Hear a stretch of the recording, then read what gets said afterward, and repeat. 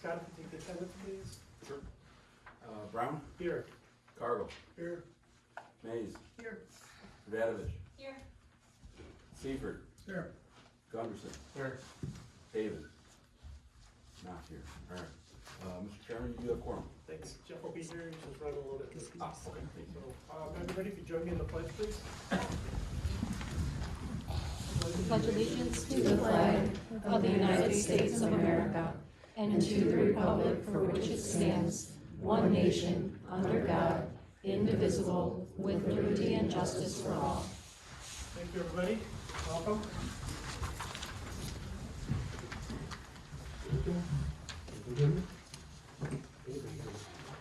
Okay, let's, we gotta use our mics tonight. If you guys aren't using them, just put them on the desk, and we should probably turn it off when we're not speaking, they tend to vibrate, so, but if you could use your mics. You all hear me out here? No. Any better? Okay, there we go. Well, on the mic, that always helps.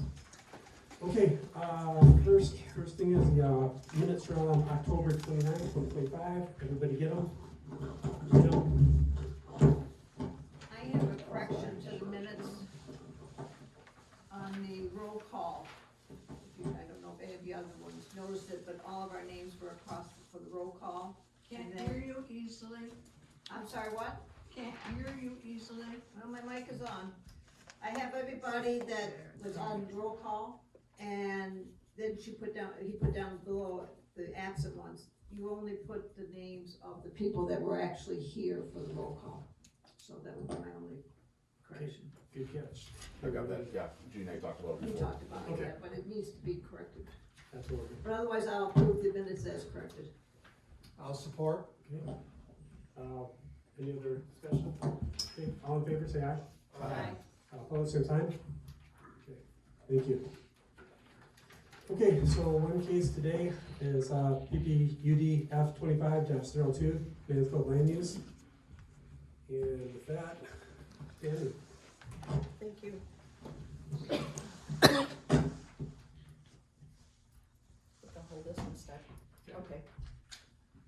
Can you hear me? Not very well. Hello?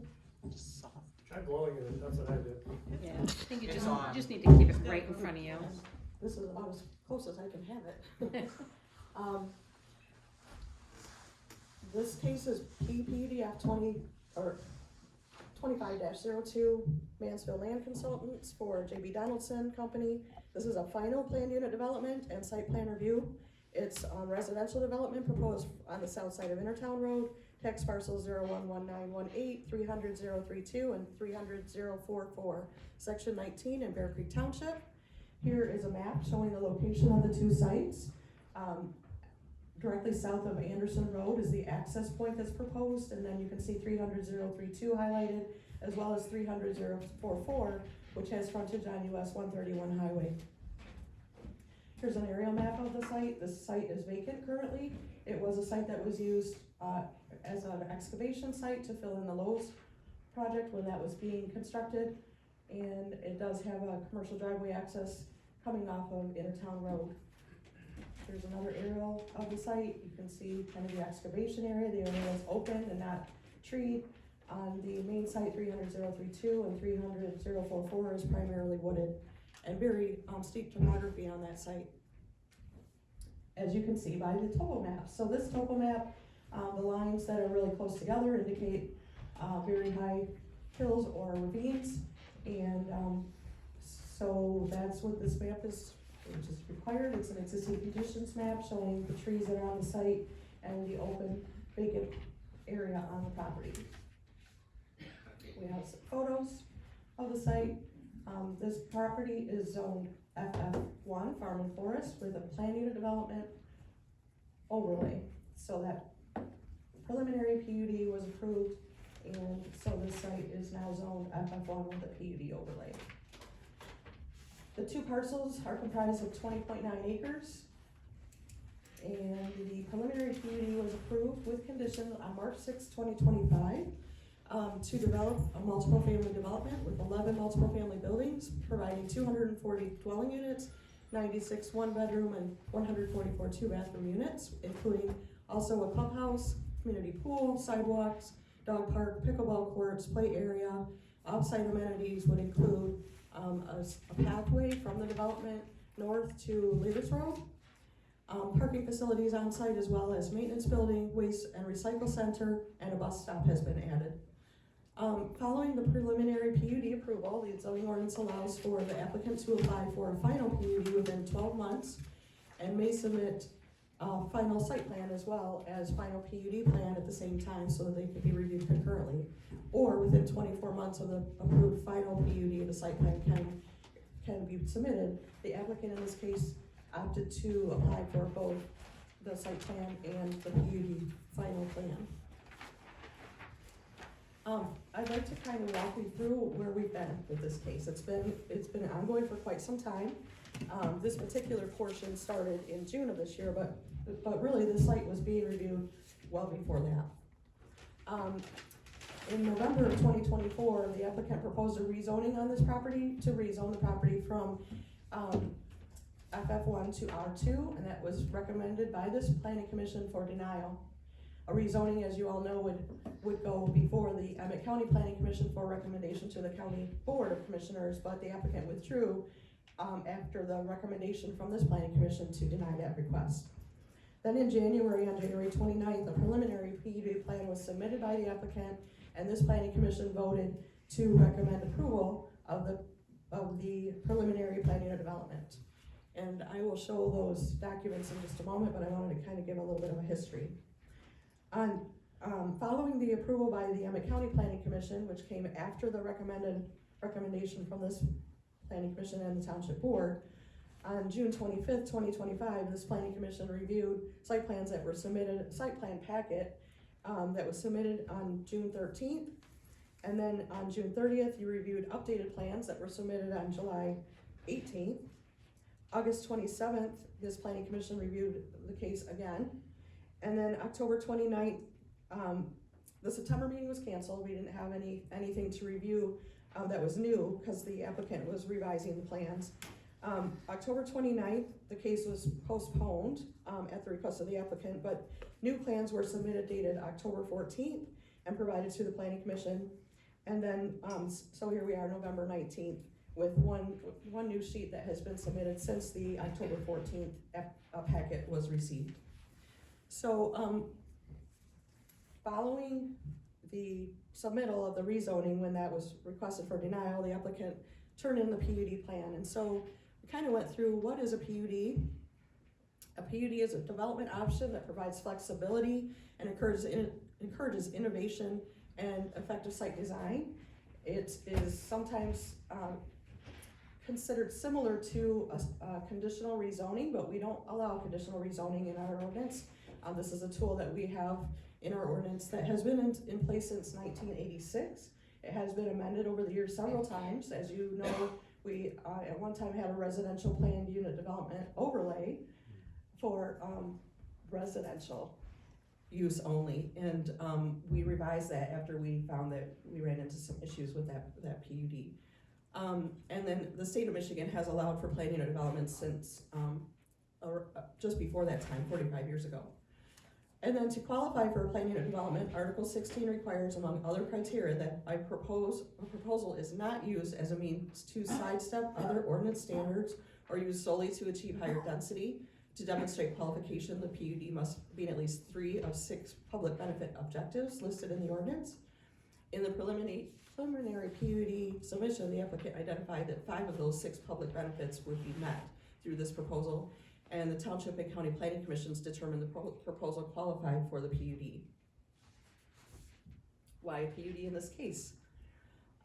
When the applicant requested to rezone to R2, but that was denied, the applicant went back to the drawing board, and they did listen to the Township Planning Commission. The Township Planning Commission said that all allowable uses within the R2 zoning district were not consistent with the uses that are in the vicinity, that rezoning to R2 would create adverse impact on surrounding properties, and rezoning would result in a spot zoning, and adequate public services cannot be provided to the property at that time. Since this time, well, let me go on. Planning Commission feedback included the following. and this was right from the minutes. Parcel is a great place for housing development, but would rather see this taken through the PUD process. And there are other ways to develop this land for housing. A PUD would work. Those were direct entries from the Bear Creek Township Planning Commission meeting. Why have there been changes and a study session allowed? Well, the PUD is designed to allow for flexibility aimed at achieving community goals. The PUDs require a more detailed review process, which may involve study sessions and extensive engagement with the community. And the proposed final PUD plan and site plan have evolved, but the major plan elements, such as the number of buildings, the number of units within the buildings, parking spaces, open space, and site amenities are all the same as they were at the very beginning of this PUD final review process, and consistent with the preliminary PUD as well. Are the master plans of Bear Creek Township and Emmett County followed in a review approval process? Well, that is one of the criteria, and the Article 16 Planning and Development says the PUD option is intended to permit, with county approval, development which is substantially in accord with the goals and objectives of the Emmett County Master Plan. So the Emmett County Planning Commission did approve this preliminary PUD and found that it was in accord with the goals and objectives of the Emmett County Master Plan and the Emmett County Master Plan Future Land Use Map, which is only one part of the master plan, as we all know. Are public comments taken into consideration? They are, and I think that some of the changes that have been made to this plan are a direct result of the public comments that have been received and the comments received by the applicant from this planning commission as well. And then what body has final authority? The Emmett County Planning Commission has final authority. This is a recommending body. This is a public meeting, so the case will be reviewed and then a recommendation made to the township board, and the township board then makes a recommendation to Emmett County Planning Commission. So that's a little bit of the history and what a PUD is and how those things are reviewed. Now getting into the actual plan. So the preliminary PUD graphic is shown here with the buildings that were proposed, including the play area, the pickleball courts, the dog park over on the east side, northeast side, and then the pool and the clubhouse. That was a preliminary plan. That was approved with conditions. There's some cross sections that were provided during that review process, and the remaining portion of the preliminary PUD plan. And so this was approved March 6, 2025 by the Emmett County Planning Commission. And the commercial access drive exists on the south side of Intertown Road across from Anderson Road. The access is proposed via this existing location. No access is proposed onto US 131 highway. The site is impacted by steep topography. Emmett County Road Commission has reviewed and offered comments. The access and proposed alterations to the road intersection can be approved with conditions. Emmett County Road Commission permit processor James Godzik is the one who provided that review, and I confirmed that with the engineer manager of the Road Commission. So the details would be determined by the Emmett County Road Commission with the township and the developer. But essentially, the concept plan that has been provided on the site plan, the Emmett County Road Commission has approved. I did send the revised plan to MDOT. They had already commented on the preliminary PUD, and they requested or suggested a traffic study be done, and that was done and turned in with the final PUD application. So there was a question from one of our Emmett County Planning Commissioners about MDOT's role and if they had reviewed. So I sent it to MDOT, and Jason Galitas, the TSC manager from Gaylord for MDOT, had no comments to add. And then the fire department has been reviewing this consistently as it's gone along, and the most recent review was October 27th, 2025, and there is a list of conditions that the fire department would require be met, and typically those are things that we include in any motions that are made if that's the way that this goes. So outstanding items were provided. There had been a whole list of things that in the very first review that we found that were not included in the application. So we didn't have the review from Bear Creek Township regarding the sewer capacity, but those have now been provided, and an engineering report and So the details with regard to who pays for that and how it's installed, that would be worked out through the township and the developer. We received the review from the city of Petoskey regarding water supply, and again, those details on how that's installed and how that comes to be would be determined by the city of Petoskey with the developer. Stormwater plans and calculations have been received. They were updated October 14th and reviewed by our staff and found to be compliant with the zoning ordinance standards. Site distance and visual obstructions along the road are being addressed by the developer with the utility company and would need to be coordinated with the Emmett County Road Commission. Property lines have been identified, properties staked twice for site visits. So as you'll recall, we reviewed this and found that there were some concerns with the locations of the buildings, and so the developer provided an updated plan and then restaked the site so that planning commissioners could go out and take a look at the site in the revised locations of the buildings. The updated plan provided for property line demarcation proposed is to install a 4-foot chain link fence around the majority of the property boundary. The fence would include no trespassing signs at 25-foot intervals around the majority of the site. And that fence, I believe, is a chain link fence with the black vinyl coating. And then a landscape buffer, there were notes added in the supplemental information, and we did receive an updated landscape plan in the packet that was received October 14th. And then additional trees would be allowed to be placed at locations strategically with the developer and the zoning administrator. A final PUD plan is shown here. This is the entire plan. And it does break out into the entrance and then the main developed part. And I kind of separated out so that you could see it a little bit larger here. So the entrance comes in on the right hand side. You can see there's a kind of a boulevard entrance that comes in off of Intertown Road. There is a parking or a location there for the bus to pull off and kids to unload. There's also along that entrance drive parking spaces for parents to park while they're waiting for the bus to come so the kids could be in the vehicles.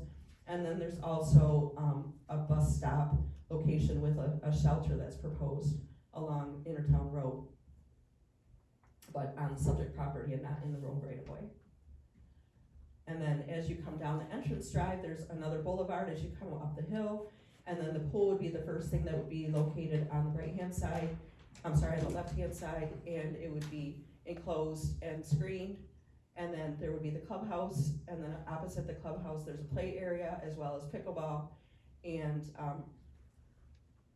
amenities there.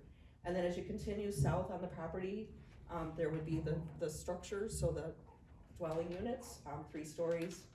They all meet the height standards that were approved in the preliminary PUD.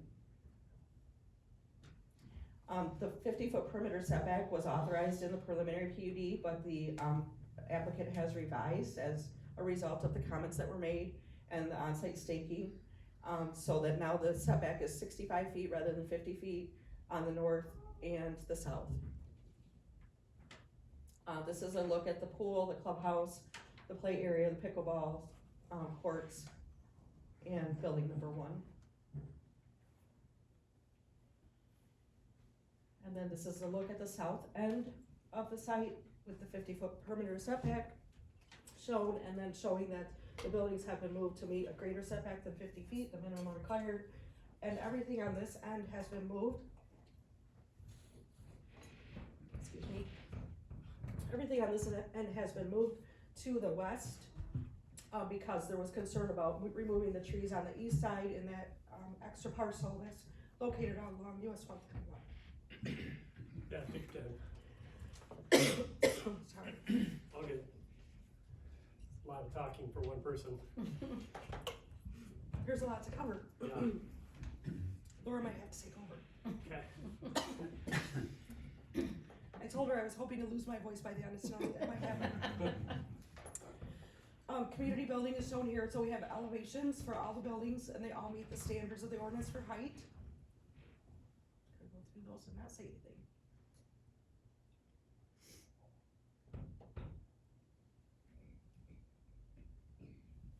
You can see on the top there where these buildings are located on the site.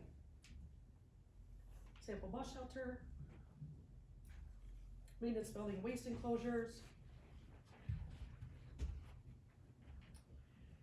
So these are the conditions that had to be met. These were, the conditions of preliminary approval.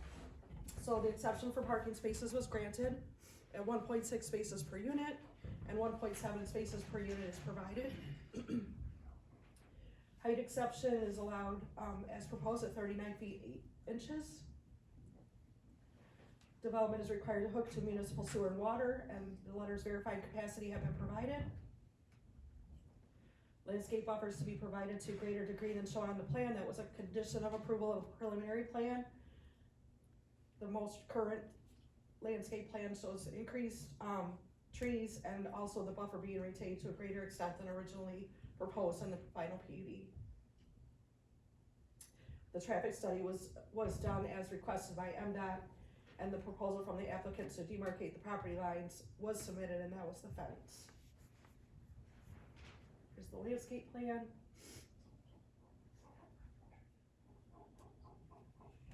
Excuse me again. Traffic impact study was reviewed by Road Commission. And this is the detail of the intersection. You can see the parking spaces for the cars along the entrance drive, the boulevard entrance, the bus stop, school bus shelter, and then a bike rack. And then no trespassing signs on the chain link fence. So tonight, your review process will be to review the final PUD, and then on your desks, we have provided you with templates, and these are templates for recommending approval or recommending denial. There's one template for final plan unit development, and one, that's much better, and one template for final site plan. So both of those are on your desk. We purposely leave blanks so that you can fill those in with your list of findings. So you do need to find, make findings of fact as you make a determination. And then also we have recommended a couple of conditions on each one for the final plan unit development. The condition, if you are to recommend approval, we're suggesting that county administrator and civil council be directed to prepare a contract acknowledging the approval of the PUD, and then that the applicant is to provide a complete updated and final PUD packet, because the packets that we have start back in June. The elevations were included in the June packet, and then the most current packet has everything except that final detail with regard to the entrance. Final PUD plan would be reviewed according to the zoning ordinance standards in Article 16 for a final PUD plan. Any conditions of preliminary PUD approval, including architectural details, parking and access, lighting, design standards, landscape buffers, open space, infrastructure and utilities, any deed restrictions, easements, covenants are executed and recorded, and then phasing plan if provided, which this is not a phased plan. And then site plan review would be reviewed in accordance with Article 20. In your zoning evaluation that was prepared for the last meeting, thank you. We noted that the final PUD standards appear to be met based on our review, and there's a detailed review that you received for the last meeting. And then site plan review standards, there were two items that we noted that could be listed. One would be exterior lighting and signage to be reviewed by the zoning administrator. Lighting appears to be compliant. Signage would be reviewed administratively, and then performance guarantee for stormwater. If this is to move forward with an approval recommendation, we would need the estimated cost of the drainage system, because we do require performance guarantee to ensure that the stormwater plan is installed according to the plans that were provided. So review process and standards, I kind of went through most of this already. June 25th, you reviewed, and a lot of this has been updated, so I'm not going to go through it again. I'll leave it up there for a few minutes.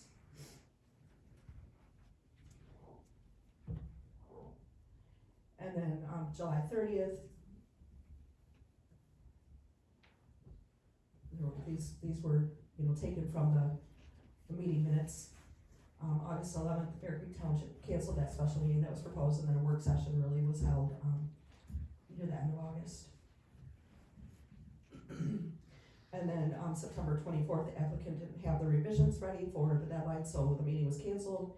And then October 29th, the applicant requested postponement of the October 14th submittal. And so those are the plans that we are reviewing tonight, October 14th. And then the one final plan that was included with the details on the entry. So tonight's review is final PUD and site plan as updated.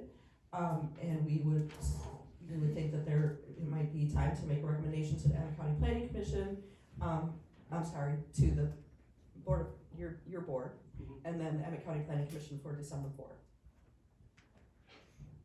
That's what I have. That's it? That's enough. That's the most thorough review ever. Thank you. I also appreciate the history too. That's super helpful. Board level questions for Tammy before we go to the applicant? No? No. Okay. Doug, are you speaking on the case? Good evening. That's what I've learned.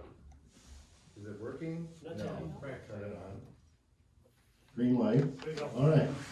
Good evening, everyone. I'm Doug Mansfield, president of Mansfield Land Use Consultants. We're engineers, architects, surveyors out of Traverse City, Michigan. And pleased to be in Bear Creek Township in the Petoskey area again. With me tonight are part of the development team. I won't introduce them, but wave your hand, gentlemen. They're here and they can answer and speak for any questions, concerns that you may have from ownership, construction, and in the field even.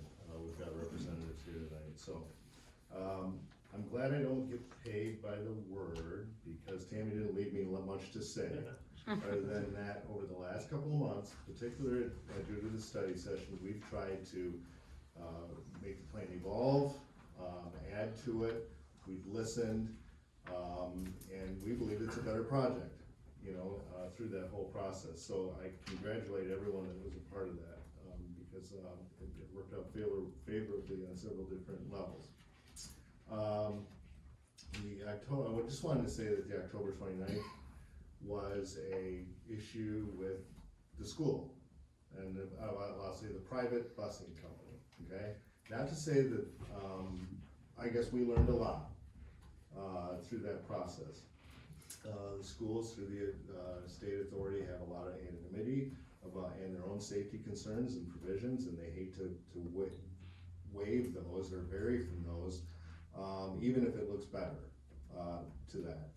We spent a great deal of time coming up with alternatives to bring the traffic into the development and have a turnaround immediate to the entrance, not deep into the development, to provide turnaround area to get them off the road. We've offered hold harmless agreements with the bus company and those kind of things for those provisions. But in the end result, he just felt it better to stand by the guidelines that he's been delivered by the state and keep the busing and to pick up the kids at the road in the road right away at the intersection. So we detailed that out, and we still offered in because we do have the crossing to deal with in the future, which we hope people use to the north along Anderson Road. We have a 4-way stop. We have a red light cautioning there.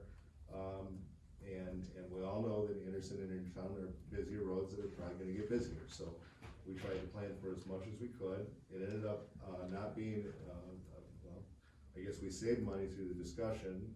We are extending the taper of that bus stop to provide for the 40 feet bus length, 50 feet away from the actual intersection, the correct taper to come down, and then there'll be a sidewalk in the right of way and the bus shelter is outside the right of way, so that's not any kind of maintenance issue with the road commission or the township or any other public body. So, and essentially the rest of the tapers stay the same, typical detail of the road commission. One comment was made is that, yes, it's only a little ways down to the bus stop, but I guess the kids don't walk uphill both ways with no shoes on in this wintertime anymore, so like we did. So, because they get dropped off more, and I think it's about security and these types of things, so we widened the area there before it got real steep in the road to provide for 7 parallel parking spaces and a turnaround in the boulevard entrance where, anybody can get on the passenger side of the vehicle appropriately. So, we've, sized from the developments, these gentlemen are part of statewide. It appears about 10% of the children in the, or let's say 20 to 25 children will take the buses, okay? Whether they're getting, whether there's more or less population of that age is one thing. Whether the parents are taking them to school, like a lot prefer to do, that's been their standard. So we did a bus shelter that'll seat about 20 people on that. So out of the windows, a clear view, as you saw in the, so you can see everything that's going on in there, and has been a typical detail used for the last 15 years. As Tammy said, you know, the question was, have we provided through all the different submittals, all the details and everything? So we went through all the plans, and the October submittal had all of those in there. They may have originated earlier in the development of the final site plan and PUD approval package, but they all are in the final one. So again, we applaud everybody that's been a part of this evolution, and look forward to comments and any conditions that you may have. Anything, did I leave out anything?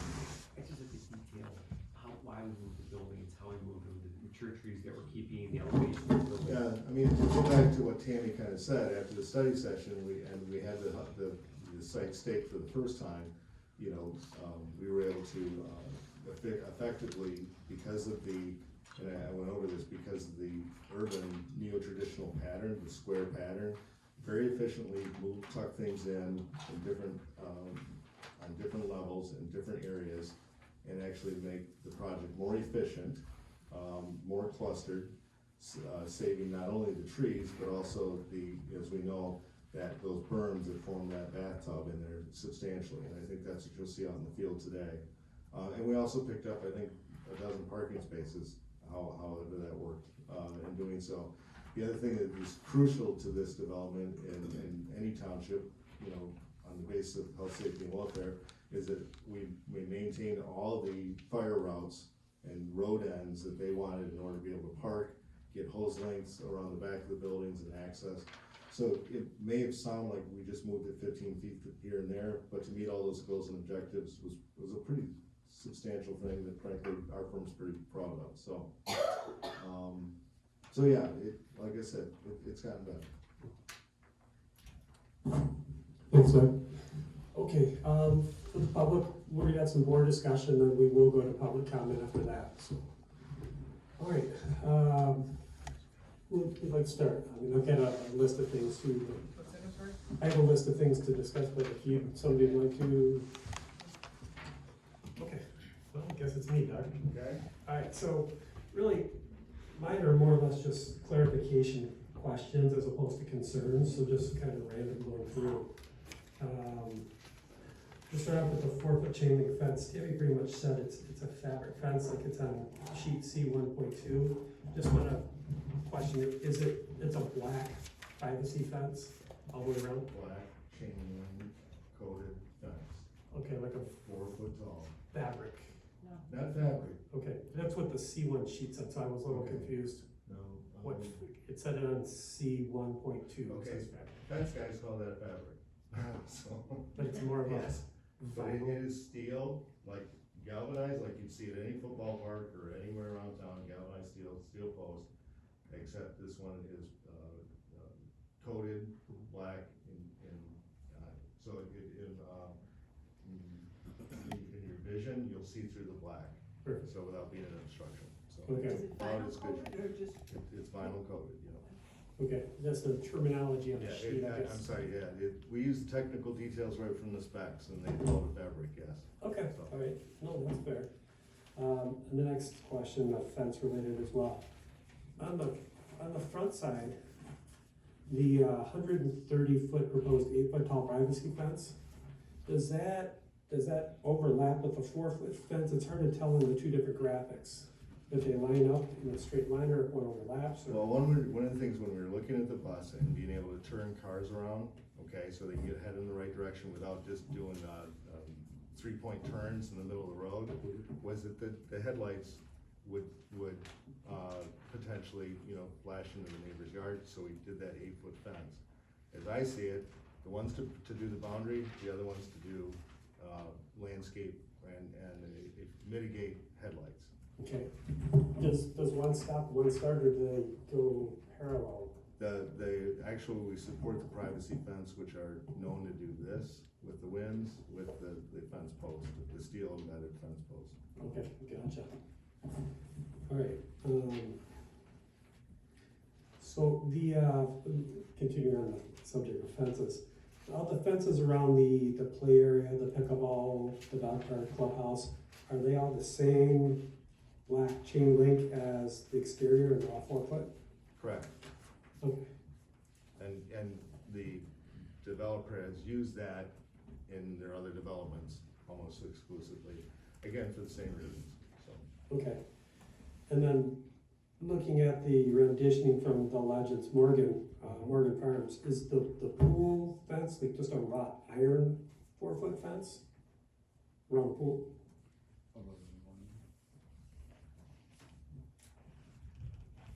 It's, at that point, it would be one or the other. I don't have the detail on it, but it's either the black chain link or the wrought iron with the 4-inch slats in it, so. Okay, Yeah. and a 4 foot, 4 foot high. 4 foot high, Yeah. okay. That's what I said it was it's already as required by the state. Oh, okay. Yeah, so That makes that's sense. why I'm cautious to do any paraphrasing on that, so. Okay, it's just a little hard to tell in the renditioning. Understood. Okay. Okay, we're done with fences. So carports, let's talk about carports. All carports will have backstops for headlights, especially on buildings 9 and 11. We're prepared to do that, and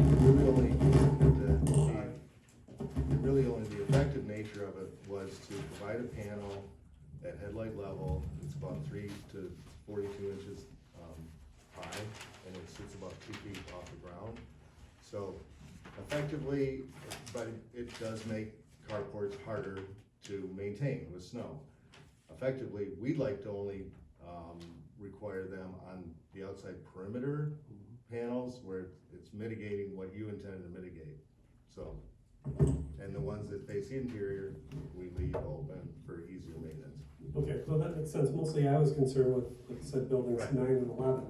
So if Understood. facing the house is facing Understood the what highway. the issue was. Yeah. All right, so you're prepared to do that, though? That would be. Oh, yeah, it's on the detail. I'll be asking to. All right.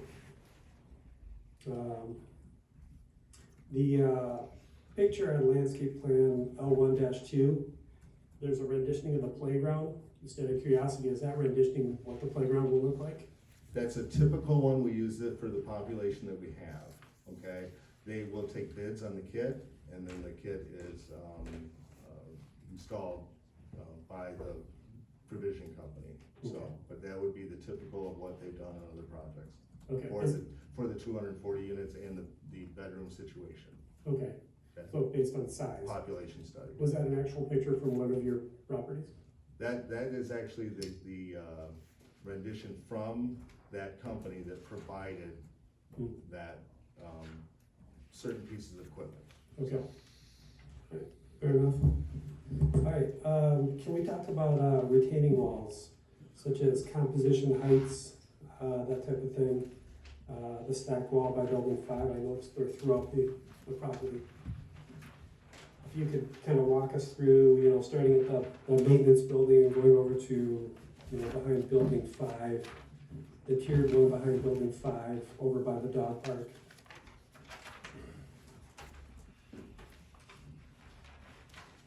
Your question is materials, Composition materials, what it'll look like, Kenny? so these are Can you precast. put that up on the screen so we know what we're talking about? What building 5, where that is? The new plan should cover that, so.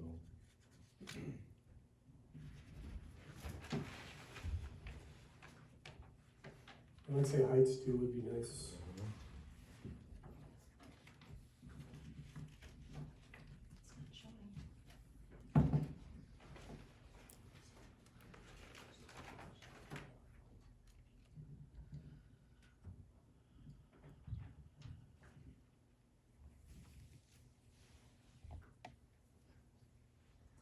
technology.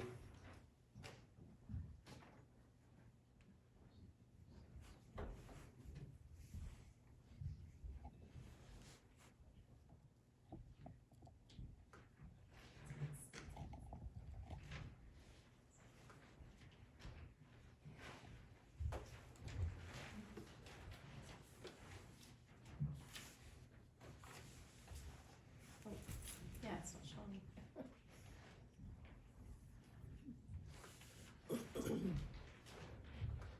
Technical difficulties.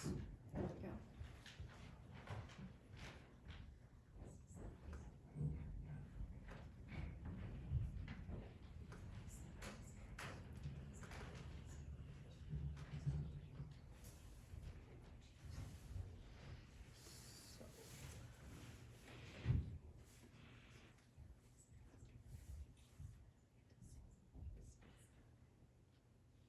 You probably want the one that we received today. Actually, the grading plan would be fine as we speak about that, cause it's, they've got, what we got, blow-ups I can look at. Oh, this one had, this was the one that, Yeah.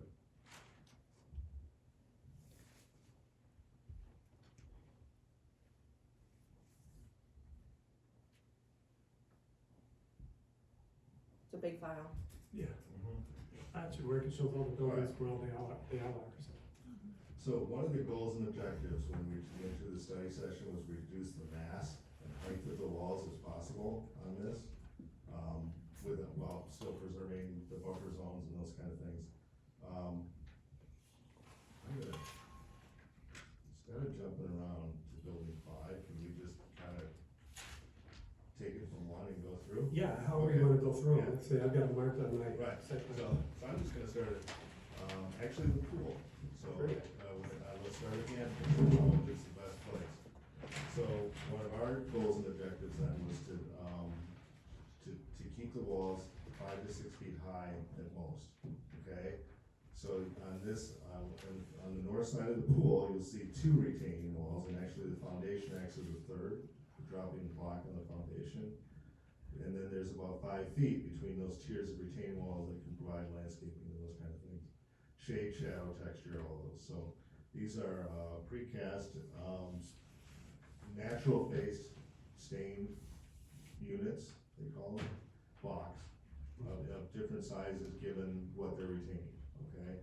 But they all have a similar style, but they're basically stackable blocks. Natural staining, Yeah.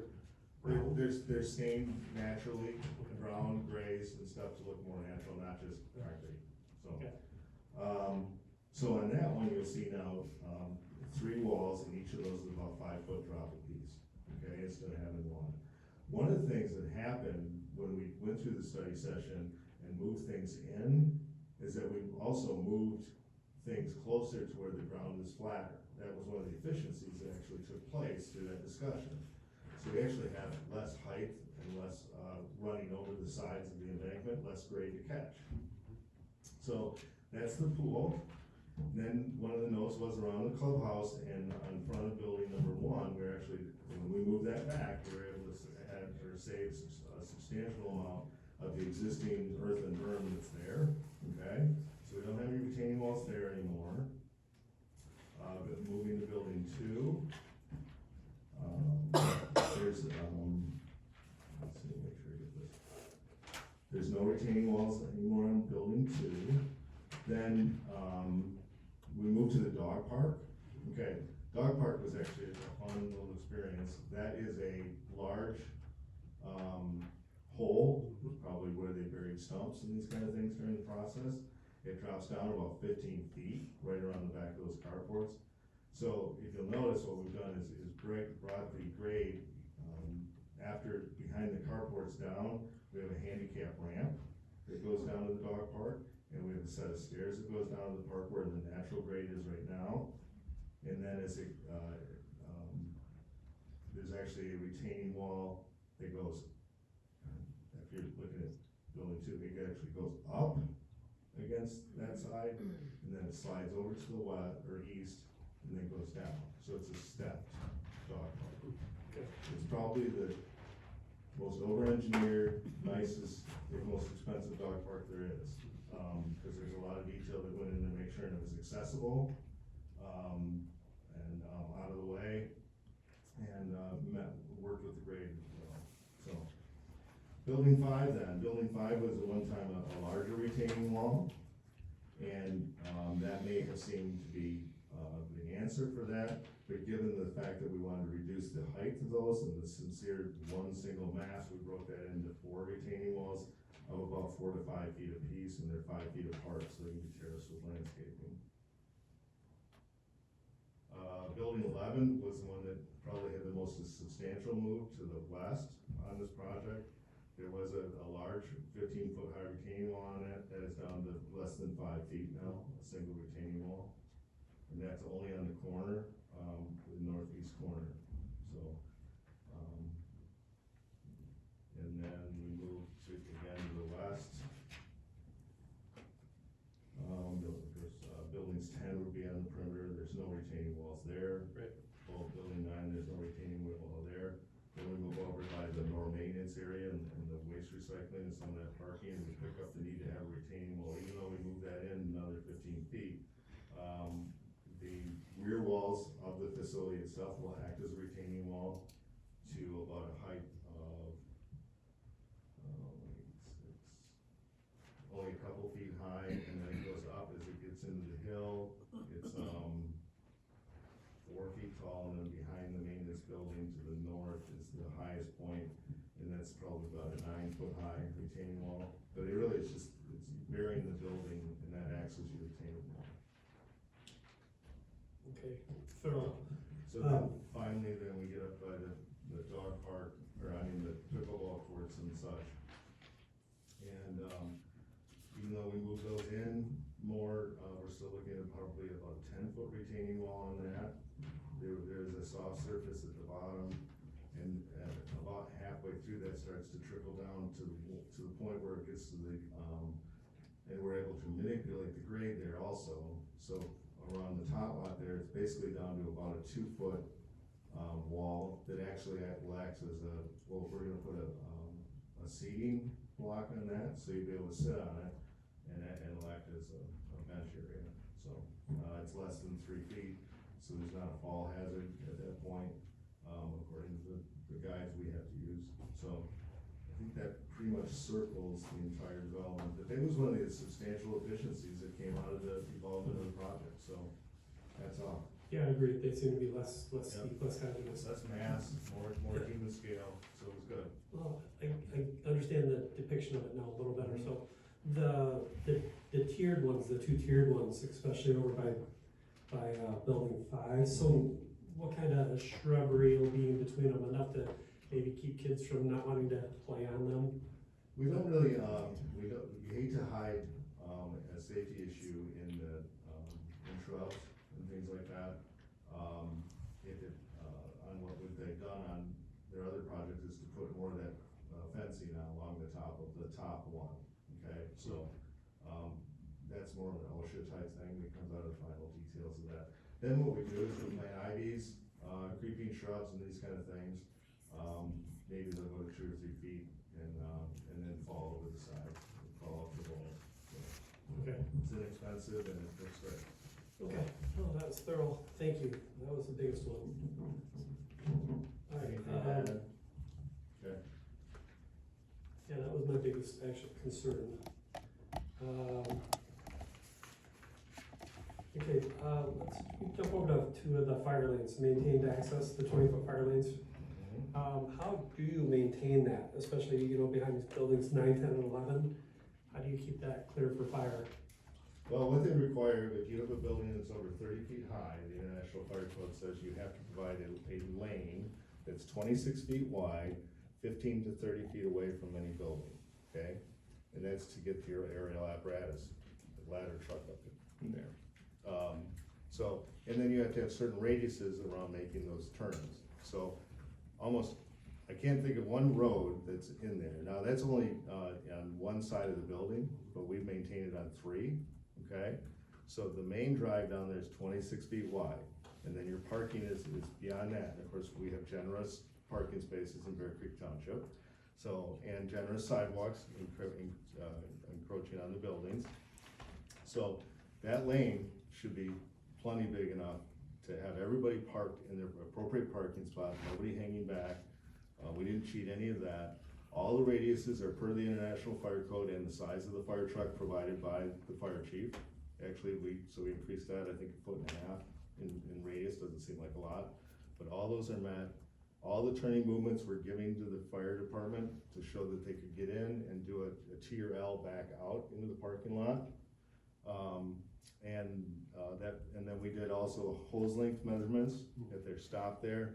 Is it within 150 feet to the building where they can get a hose to it? We have a level area behind the buildings so that they're not falling right off or got a pitch behind them. So you can put a ladder up again or service the building around it. You'll notice that little gap where it's flat around there, that little white spot around all the back of the buildings. So that's your open space, open perimeter that's met.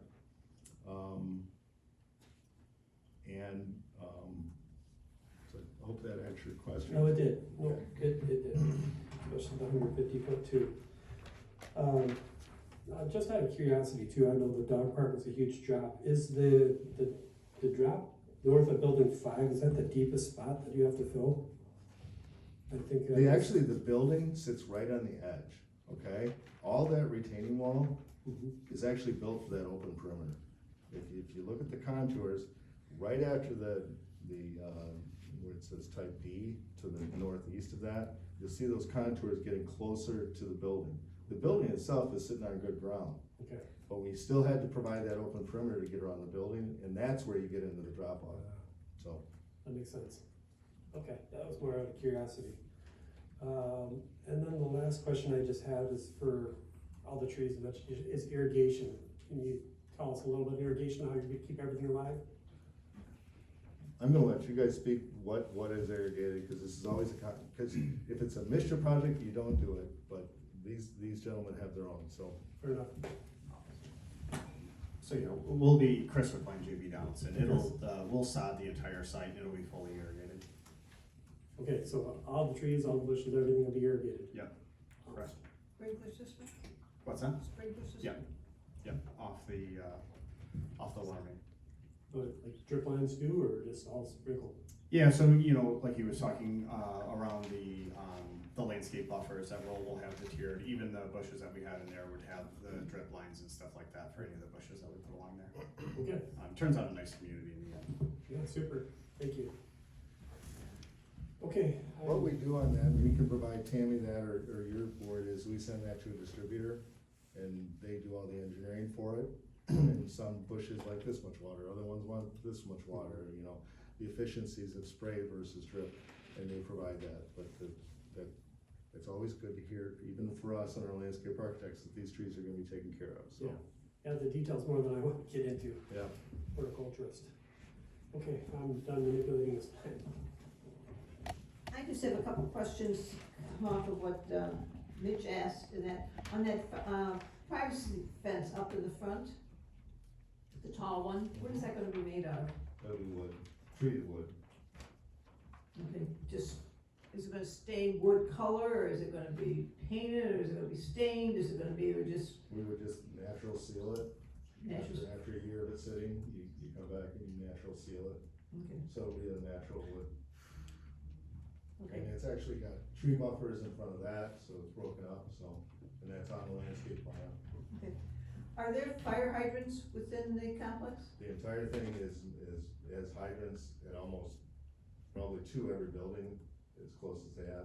Yes, it's all fire hydrants. Okay, and as for the carports, how do you maintain the carports?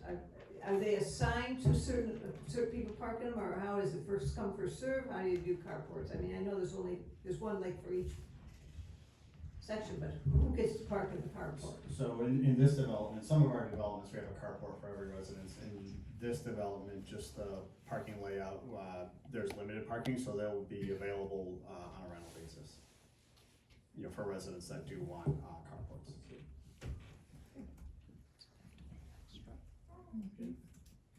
Yeah, A quick question.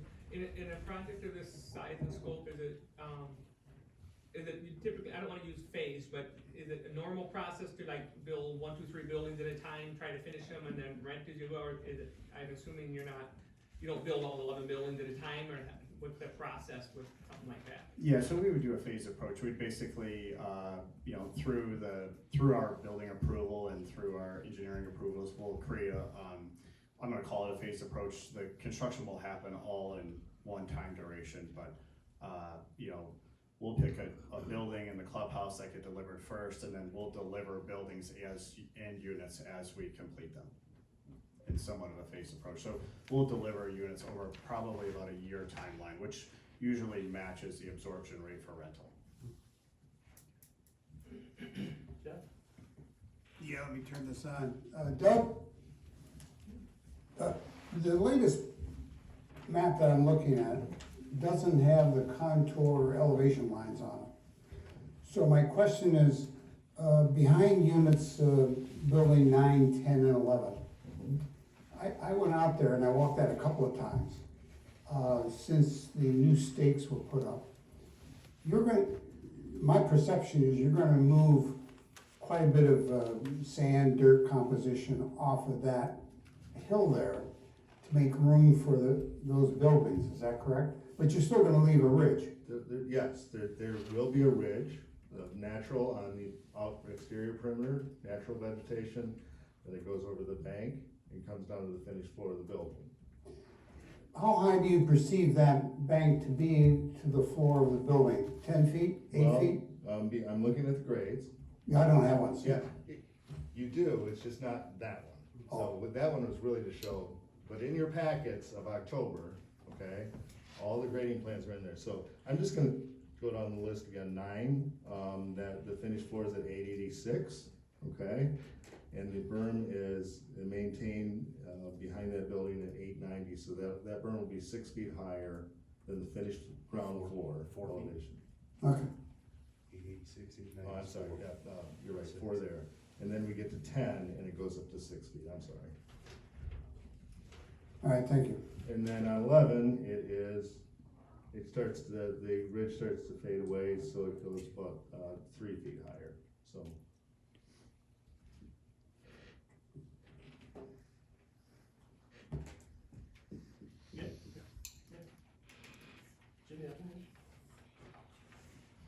I know when I was out there walking it, and I'm looking at the southwest corner of the property, the north boundary, or the west boundary. The west boundary.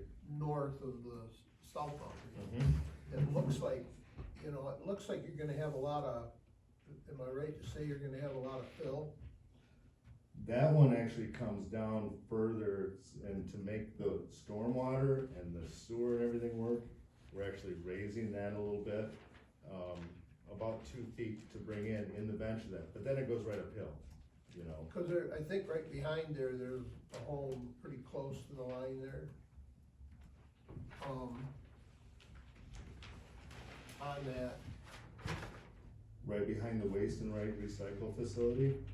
yeah, and I thought if you had any extra fill from that very southwest corner going north, then when you go north, you hit that bigger hill. If you could fade a berm in right there somehow. So what we tried to do is we didn't cheat at all on the grade, the slope.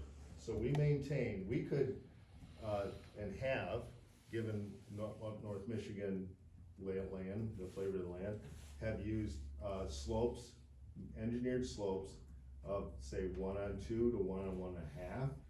But on this plan, we didn't want to cheat anything, okay? So we maintained a 1-on-3 grade, okay? What that means is, yes, that could be a goal to use it, to get that as high as we can while staying in the guise of the soil erosion office and practical engineering, okay? 1-on-3 is the grade of a road commission ditch. So it's mowable, it's maintainable, okay? So that's why we use that. Getting steeper than that, you're gonna start to use plantings for root stabilization. You're gonna use some netting fabric until it stabilizes, but it is doable, okay? I will say, the finished floor, let's say, of that waste recycling facility right now, is projected around 887, and that natural berm behind there is, 897, so that's 10 foot of natural berm not around there right now. Behind building F, the finished floor starts at, about, let me get the grade for that, because this is important stuff. So around 887 again, and the top of that rise is at 914. So there's 23 feet of berm plus trees on it, so, but as a goal, I think that's fine. It's really working with the soil erosion office, and so if you wanted to put in a condition that said, we'll raise those as much as in practicality, you know, cause. In that area. Yeah, right, In that area. right. That'd be feasible. Okay, and then, did you guys do any, I mean, I'm sure you did because of what you're gonna do for stormwater, but, you know, everybody talks about sand, you know, I wanna know how deep, I'd like to know if that sand does go deep, because when we walked it the last time, and we were down in that lower section, we didn't have no 2-3 weeks of rain, but everywhere we walked, there was water. Yeah, there's Clay in there, so is there like some clay in there or something? no, it's basically silt at this point, you know, between the restoration and compaction and them driving over it. We've only done shallow borings right now, 6-8 feet for the infiltration of the stormwater. But if we're witnessing something, we'll have to deal with it. It's nothing in Northern Michigan, they have pots of clay to pop up. Cause you're doing that drain field Right, system yeah, for the right. parking area. Right, that's what we had to verify, that we had infiltration for that, so. Okay. Construction wise, we haven't done any 20 or 30 footers, you know, to get under the foundations, but at this time, what we're led to believe, because what we found in the 6 to 8 feet, standard practical foundations will be acceptable. We may have to widen them out an inch or two, and that's sometimes all it takes to raise the capacity of the soil, to that 3,000 pound requirement, so. Yeah, I just didn't know if they Right. mined out No, all the there's sand and then they. No, there's a lot of silt out there from the fines and things like that gets compacted.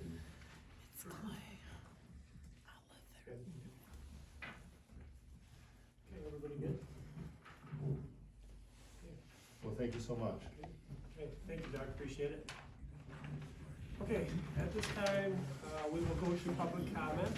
I ask that you please stick to the 3 minutes, be respectful of your neighbors and the board. Judy here will keep time, and again, hopefully we'll keep time.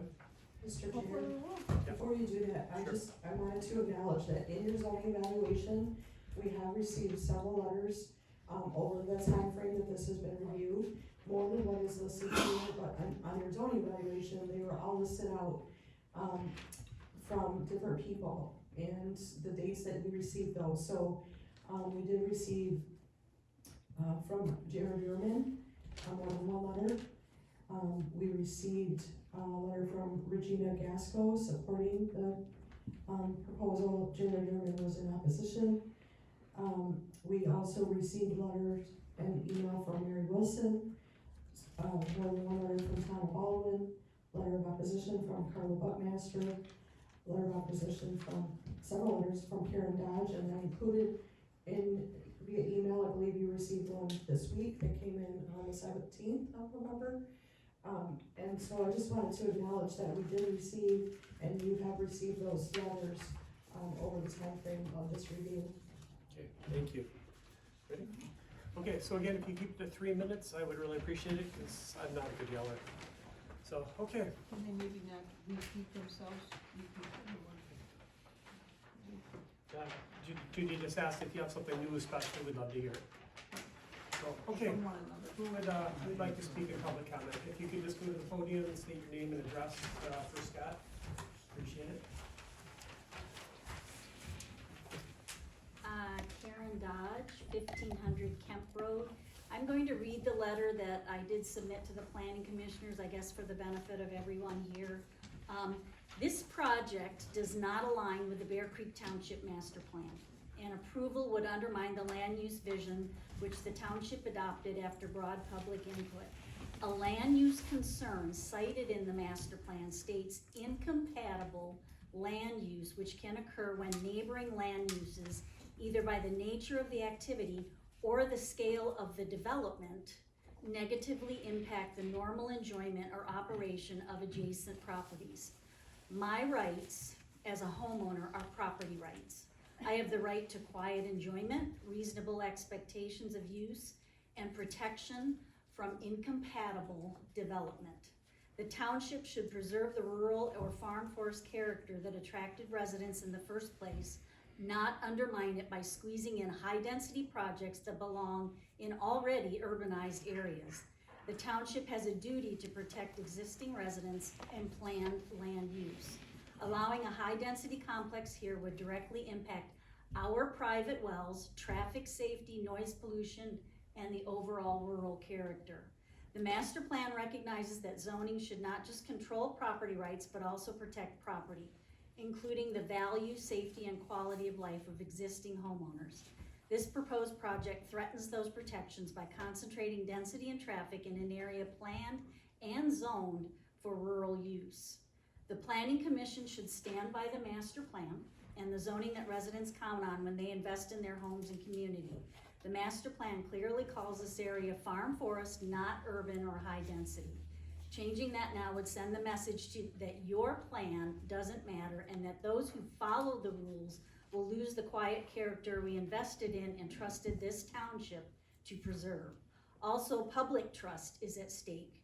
Residents participate in workshops, surveys, and planning meetings because we believe the Bear Creek Township Master Plan means something. To bring high density to this area means the township no longer follows its own land use framework. Thus, the predictability and fairness of the entire planning process is undermined. Residents will feel that the master plan process applies only sometimes and only to some people. Yes. With this being approved, yes, a powerful precedent will be determined, one that future developers will use as a justification for more high-density proposals in other rural areas of the township. Is this truly the intent of the PUD? How many other exceptions to the master plan will take place? Thank you. Nice going, that was a 3-minute letter. Did it? Yes, I did it.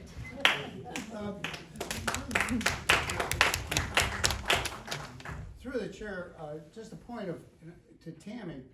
I did receive an email from Karen Dodge, and I brought it in to have it distributed to the other board members. I'm assuming that happened. It was, yes. Okay, just to make sure that you all received the same thing I did. Yep. Thank you. Okay, who else would like to speak? Anybody else? Yeah, I got it. I'm trainable. Hi, Jackie Hall, Bear Creek Township, Atkins Road. I'm here tonight to oppose this proposed development. I understand the project, it's in its final stages and has received some support. However, I urge you to reconsider. Placing this many apartments on 20 acres in a farm forest zone is simply the wrong decision. A few weeks ago, this board turned the Wilcombe project down, citing one of the reasons it was a nuisance to the neighbors. Isn't this comparable? Nuisance to these people's neighborhoods? Why should it be treated differently?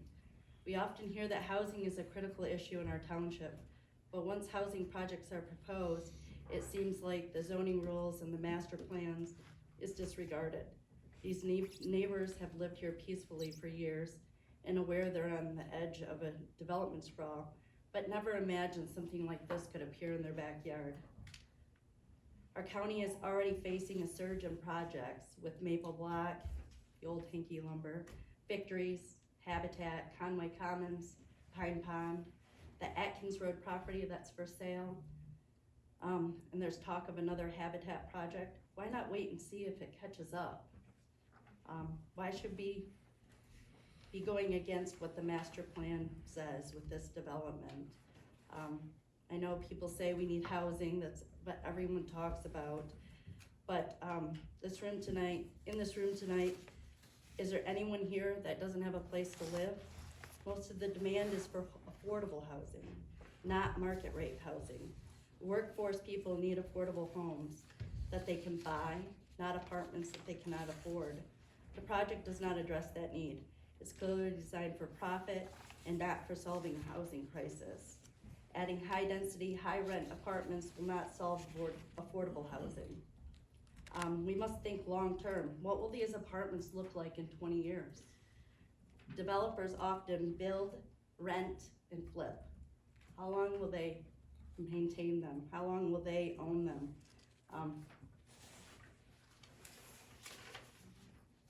Experience shows that these properties often decline over time, much like hotels that start new and well-maintained but deteriorate as management changes. Our children and grandchildren deserve to live in communities that remain safe, attractive, and well-maintained. I strongly urge you to deny this project. I think there's a more appropriate housing solution that could be considered to align with the surrounding properties. In addition, the township should address housing needs by supporting attainable and affordable options for the residents. Thank you. Thank you.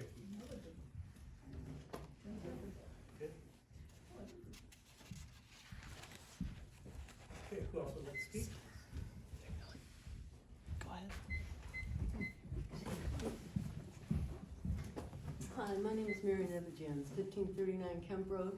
With these concerns about the master plan, how do you address that? What do you tell us? Does it even matter what we think? Anybody? No? Kind of what I thought. Thank you. Thank you.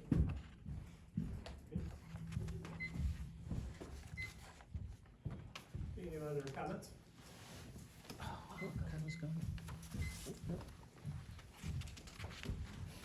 Barb Diefenbach, Cemetery Road. I'm right in line with all this. As Tammy mentioned, this was denied for rezoning for those reasons. That it wasn't consistent with the use. It would be impact on surrounding properties. The rezoning would result in spot zoning, and there wasn't adequate public service. So you've heard all that. How does a PUD change any of those things? Those same issues and points are still there, but now you're calling it a PUD and it's magically better. So I guess I have a really, really hard time with that. It's not supposed to increase density, but you are increasing density.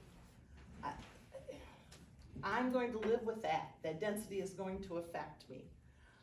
To make this work, you have to give them a variance on density. You have to give them the variance on the building height. You have to give them a variance on the parking spots.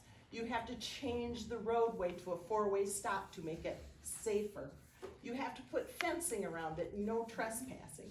You're cramming the same number of units that are currently at Bear Creek Township, which is on 35 acres, into this little bowl. They say it's 20, but they're not using that 3 acres that go on to 131. So it's essentially 17 acres. It's half the size, and it's going to be another story high. So picture Bear Creek crammed into there, 3 stories tall. You tell me how attractive that's going to be to live next to. You are going to see it from all streets. You're going to see it from the highway. You are going to hear it from every place. It's not appropriate. It's not zoned. It's farm and forest. And that's where I like to live. And I will not get used to it, as somebody commented several meetings ago. You will get used to it. Why should I have to get used to something that's bad? Thank you. Thank you.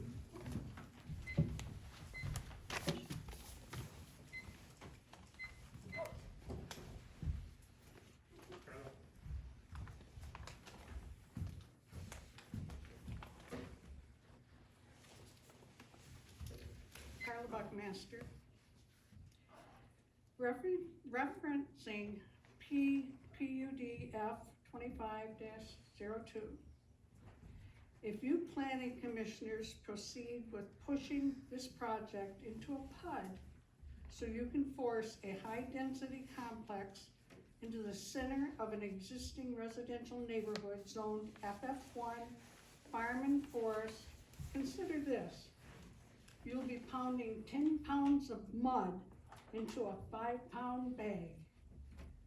And I wanna pass these out so that my comments make it into minutes accurately. And I want you all to think about it.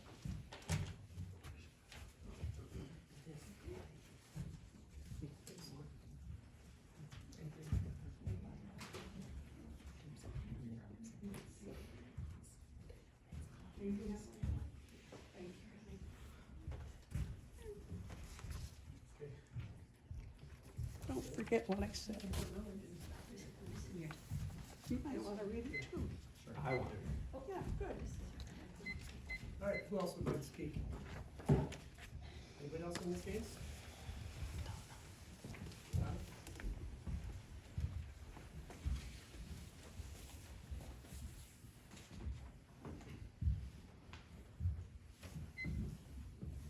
Hi, Donna Baldwin, 2798 US 131. It's wonderful that Tammy can come and assist the developers presenting this to you. And I want you to keep in mind that you are not Emmett County. You are Bear Creek Township. You have your own ordinance, and you may follow, or you don't have your own ordinance, but you have your own planning commission and your own master plan. And you may follow the Emmett County zoning ordinance, but you have responsibilities to the township and the people of Bear Creek Township that are different from what Emmett County has, wants, and needs. One thing that I do want to note is that I was at the Petoskey, I watched the Petoskey City meeting from, I believe, November 6th. And I don't know if I have her name right, but I think it's Shelley Charon, maybe, from Housing North. She indicated that the need for housing at this level of income has been met. And that the need now is for 80% of the average median income and under. So I don't know why we would approve something that is no longer needed. The things I can view it being needed for and am concerned about, because I don't understand what is going to prevent this from becoming another hotel. What keeps this from just being a short-term rental? I don't know. Have we talked about that? Is there some guarantee that that's not what we're going to get out of it? I think no matter how you do this, when you look at this development, you can call it residential all you want, but this is a commercial development designed to make money with a large number of people and all of the trappings that come with commercial developments. For me, you're going to be turning my night into day, because there is no way with that towering over 80 feet above me that light is not going to be constant all night long. There really is not much for a barrier, and there isn't going to be. I noticed still that if you look out through there where the back of 11 is, they have to take down the berm still.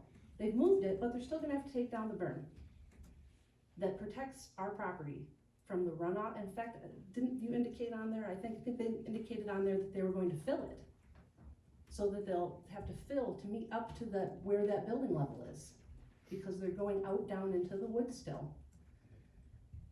You also have to put all of that snow someplace. That's not in the parking lot, I don't think, correct?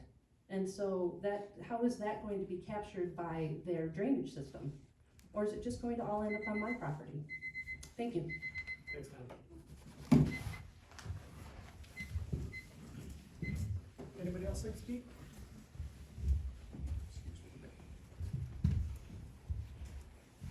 My name's Jared Herman. I live right behind the project.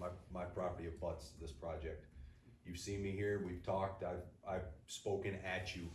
I don't feel like there's been much listening. I looked at the slide that went up there that said, are our public comments, are they taken into consideration? In this case, I would say no.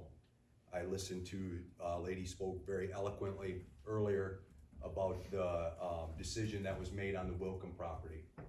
The Wilkham property that wanted to put a log processing, whatever it is, tree company, people that live in our community, wanted to provide jobs in our community who live here.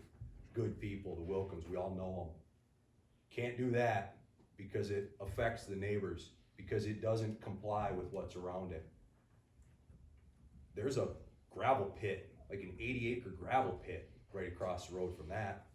Just like there's a development right across from an apartment complex right across. It doesn't fit there, but it does here, because I don't see the logic in that. I only see illogic in that. I see the fact that we have good people that run a business and are trying to start something up in the community, and we're gonna discourage them, but we're gonna bring a felon who was convicted of bid rigging, public bid rigging. That's the owner of the project. That's who we're bringing in. That's who you guys are, again, very eloquently, you broke or granted all of these variances, put a 40-foot building in the middle of the woods behind my house. My son has a deer blind. He shoots his bow. Right there. But he, that 4-foot fence, that see-through fence, that'll do it.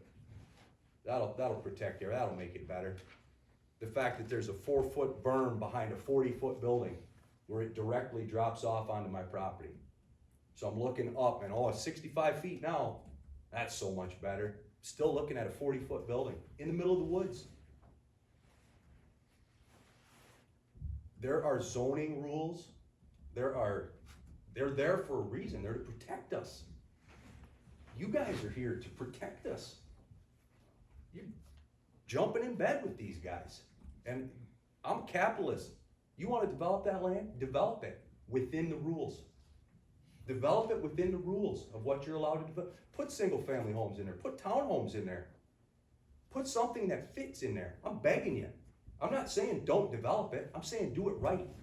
Don't do this nonsense. This is crazy. I'm begging you not to do this. This is wrong on so many levels. I can't believe you guys are sitting here thinking about doing this. I can't believe it's gotten this far. I apologize for my passion. This is going to really affect me. Thank you for the time. Thank you, Jared.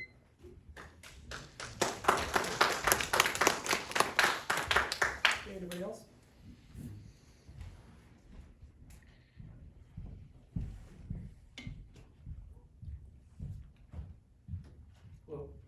Hello, good evening, thank you. I'm Zach Samples. I'm the Housing Ready Program Coordinator for Housing North.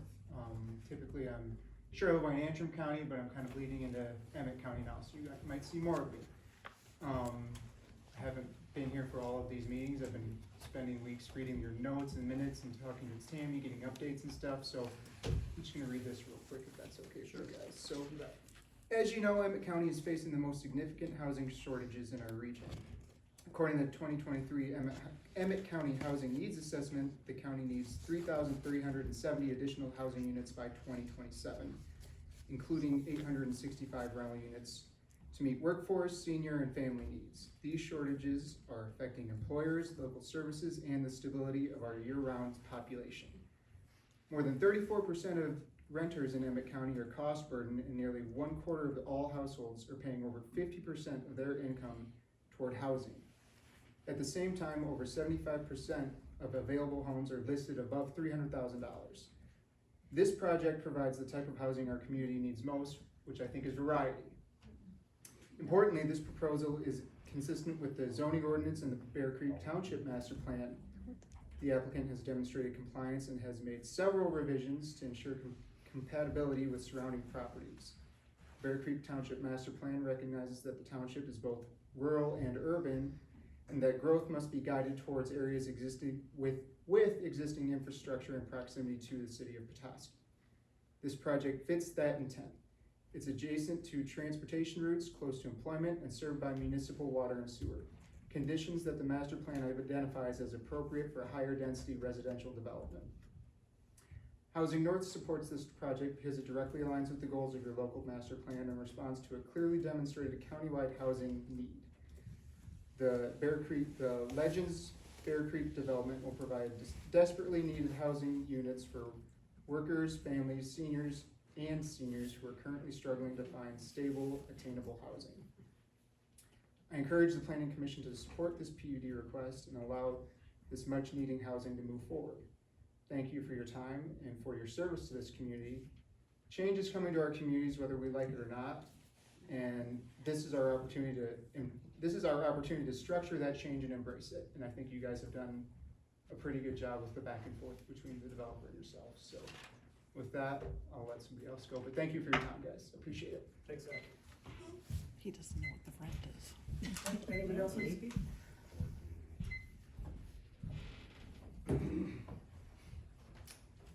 Hello, Ben Brower, 3268 Atkins Road. Been coming to these meetings for several months now, and I think it's fair to say that we've all noticed a very consistent echo that we're all aware that we have a huge need for housing, as the Housing North guy just said. But you have a tough job because growth is never easy. Plans change. Obviously, it's impossible to keep everybody happy, or you wouldn't have a full house today.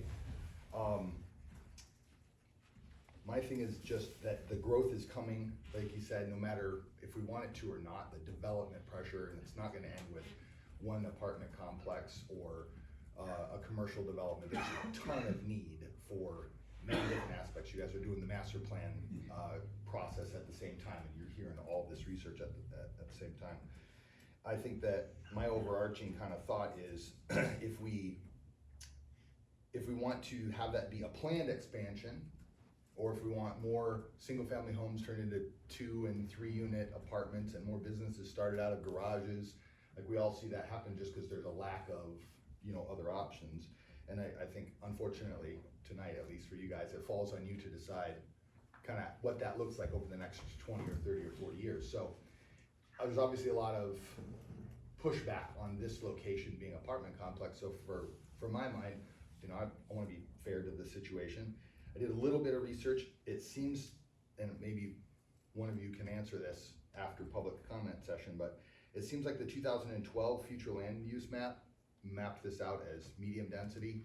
My understanding of medium density is 12 units per acre, page 91, which this all lines up with that master plan. So I know there's a lot of pushback right now that this is way outside of anything Bear Creek Township should be even considering, but I couldn't find that in the current master plan. Maybe Tammy, I don't wanna lose my 3 minutes, but maybe Tammy can clarify that for me afterward, because that was a question that I had. Right now, someone else said that maybe the apartment need is met, and I can say unequivocally that maybe that was taken out of context, but I don't think that it's true. Right now, the waiting list just in Petoskey, and this is at Maple Block, Lofts at Lumber Square, that the waiting list is over 2,000 people looking for an apartment, if you add up all the waiting lists, right? So that we're not close to satisfying that need currently, in my estimation. And then if it's not this location, like, to be fair to the people who are concerned and irritated and more, if it's not this location, like, what is it about this location? If we agree that we need to assess this or address this need, where's a better location, right? You have a medium density designation, you have water, sewer, you can see Walmart. Like, I don't know that there's a more logical, but I'm interested in learning if there is one. I think the developer's shown a willingness to adjust the plan, as we work through this, and although it's a difficult decision for you guys, given the need and everything else, I'd be in approval. I would be approval, in favor of approval, given all of those circumstances. Thanks, Sorry Ben. about your time. Thank you. Okay, anybody else?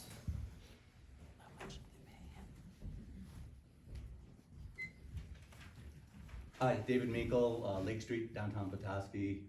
I own 3 businesses downtown Petoskey, and we are super desperate for housing, and I just want to throw my support for anything that has any sort of housing in it, so thank you. Thank you, David. Appreciate it.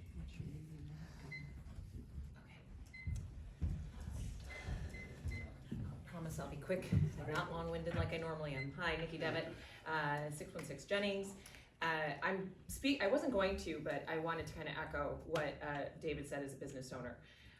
We have a housing need, and it's across the board. And it is all the way from our market rate, which I know we're talking about tonight. I know we're talking about where is the right place, what do we do, Housing North, of course, has numbers that we've been, Chamber for sure, and myself especially, have been talking about for years. And I want to point out that the developments that are here now, that are coming, have been in the works for over 10 years. If we pump the brakes now, when we have not met the need, not even close, then what are we gonna look like in 10, 15 years? I would love to say that I know that my youngest child, when he's finished at NCMC, will move out of my house, but I don't think he's going to anytime soon. And I know I'm not the only one in that position. So I think the responsible development task that you all have is huge, because it isn't just one type of housing. It's all the way down to our lowest incomes that, let's face it, we have the hardest time building in our community because we're not set up for LIHTC developments very often. And it goes all the way up to the market rate for those that are doctors, our nurses, and everyone in between who wants to come to this community. The thing I hear most in my job is, I want to hire people, but they can't find a place to live. And that's everything from the barista to the surgeon. So looking at it from that perspective, I don't envy what you have to do, but I appreciate what you do, and I appreciate that our community is one and such that we all feel comfortable giving our feedback, positive or negative. So thanking you for that, and thanking everyone for just the opportunity for us to have this conversation. Some communities aren't so lucky, so we get to work through this together. So thank you. Thanks, Nikki. Okay, anybody else? Let's call. Hi, I'm Bennett Donaldson with JB Donaldson Company, 37610 Hills Tech Drive, Farmington Hills, Michigan. We've been in business about 30 years. I started the company in '97. Been married 30 years. We're owners. This is a family company. My name's on the door. I'm the managing partner and the primary partner on this project. We have 600 apartment units in Garfield Township and Traverse City combined. We own those. We don't sell them. If you have a concern about their maintenance, you should go take a look at them because they're beautiful projects. We go out of our way to make them very comfortable, safe, clean, and a very good corporate neighbor. I think working with the Planning Commission, they have done, they've helped us quite a bit get to a point that I think is less impactful on the community.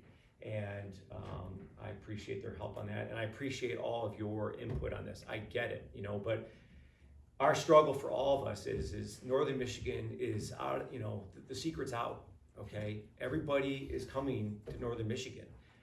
My family has a place 12 miles south of Charlevoix, bought it 27 years ago. And 27 years ago was a different place than it is today. Not in a bad way, it's just different. There are more people up here, and that is not gonna stop. So the gentleman that made the point, if it's not this place and surrounded by trees and the bathtub and up a quarter-mile drive, and where is it? How do we manage this? If Maple Block is any indication, which is a project that we are constructing, as soon as an apartment comes online, it's leased. Okay, we can't deliver them fast enough. So that's the reality of it.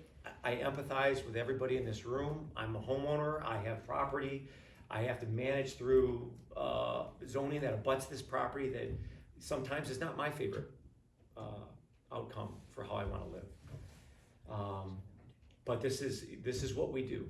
We go where the need is, and then we do our best to become part of the community. I have family in Petoskey, and I'm here often in Northern Michigan. So I just want to introduce myself. We haven't met, but we are not a big corporation. We're not big. We're not in to flip this thing. We are holders, and I'm happy to give anybody in this room my cell phone number if you got a problem with what we're doing. So, Thank you. Doug, is there anything you'd like to address? You can or can't, up to you. Does the board, obviously. Doug Mansfield again. I just want to say, and you're aware of this, and Tammy outlined it, the PUD, the density, the height, those things were decided. So, your task tonight is to look at the things we've talked to, and we've had such it's a good time in the engineering and landscape world to do what you've asked us to do, to challenge us. And I hope you embrace what we did and make your decisions tonight about those things that came out of the previous PUD approval. So that's all I have. Thanks, Doug. Appreciate it. Okay, at this time, we're gonna end public comment. We're gonna bring it back up to the board level. Any thoughts or comments or things we need to address that came up? I have first of all, I need to give credit where credit's due. Seriously, I do commend you for all the changes you've made. And I think you've tried to address as well as possible a lot of the concerns that have been expressed. I commend my fellow board members because this has been a challenging process. I think it's big, it's huge, and there's so much to weigh. Really want to be on the record as far as saying that to make up for a couple meetings ago, to commend Tammy and her staff. I can't imagine how you've done an amazing job with this. It's part of the minutes, it's part of the record that when this preliminary came through, I voted for it, right? I did. I thought that, wow, we need housing, right? Luckily, we live in a country where we can evolve and take other things into consideration. I've had to simplify this process in my head because I let the noise sometimes make it difficult for myself. I've had to simplify it by looking at, and this is just me, this is my personal thought. I've had to winnow it down to the size, the scope, and the location. Let's just go back to that. It's too big for me in this location. It's the density, the size, the scope in this location. I've changed my mind. And out of respectfully, that's just how I feel. It's my personal opinion. And it's not denigrating any of the work anybody's done. It's just, I've had an opportunity to, I just want to express how different I feel about it than when it started. So, thank you.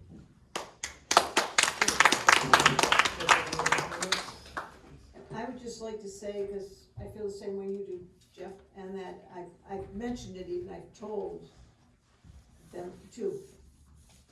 It is too big for that area, the size. I'm watching what Maple Block is doing because I own a business right across the street from it. And I see how major that is. It isn't gonna be any different in that little hole. And I think, to me, what's perfect for that little area would be little condo units or something like what, Glen Haven is, or something on that order, a smaller, that type of housing that meets and would fit in that area much better. So I have a real hard time with this also being the size it is, and I've expressed that all along, and that it's just too big. So that's my feelings so far. Either that or continuing? No? I guess I would just pipe in that, I think the density and the height have been approved. And so, I don't know, Tammy, you can correct me if I'm wrong, but I don't know that that's a reason for denial at this point, because that's not up for discussion. But I think, I would disagree. I think this is an appropriate place for this project, a housing project. And I think it's so much more than just about, somebody mentioned, people, the secret's out, people, want to be here. But it's also about local people who want to come back here or stay here. I've said this before, but I'll say it again for this meeting that, as families grow, the number of homes they need changes because, people want to move back. We want young professionals to live here, and to start families here. So, I'm in support of the project. I think we should commend the entire J.B. Donaldson team for really making an effort to make significant changes and spend a lot of time engineering this, to offset concerns that we've had and to protect the neighbors. So I'd just like to give them a lot of credit for that and thank Tammy for sticking with us. Thanks, Emma. I'm also for the project. I know it's a lot to take in. You know, we've gone through a lot of process. We've gone through a lot of hours here. I personally have a lot of hours, despite what some people think, a lot of hours into this, missed work, that type of thing. We take it very serious. We've tried to take your comments into our concern and rolled with the punches and changed a lot of things. And, you know, Doug and his team have changed a lot of things too. Try to get it the best project for the neighbors that we could. I can't think of a more appropriate place for it. Infrastructure is there. There's a lot of things that are positive for this location.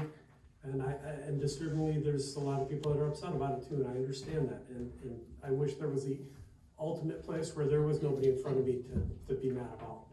It's just not feasible, unfortunately. You know, we've already okayed the site plan, preliminary site plan, the preliminary PUD. This is basically just to go over the finer details of it. Again, we've already hashed out months and months ago all the preliminary stuff and approved it. So at this point, it's mostly just details that we're approving to get the final site plan and PUD approval. So that's where I stand. I'm not sure if anyone else has anything else to say, or, you know, at this point, we need to introduce a motion. We're at that point. So I would entertain a motion if somebody would care to make one.